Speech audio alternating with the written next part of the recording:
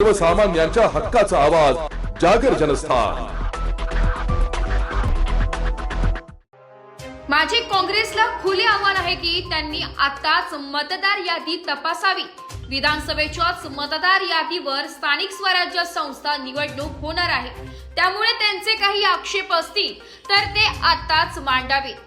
पुन्हा निवडणूक हरल्यानंतर अपयशाचे खापर मतदार यादीवर फोडू नये असा खोचक टोला महसूल मंत्री चंद्रशेखर बावनकुळे यांनी नागपूर येथे पत्रकार परिषद मध्ये काँग्रेसचे नेते राहुल गांधी यांना दिलाय।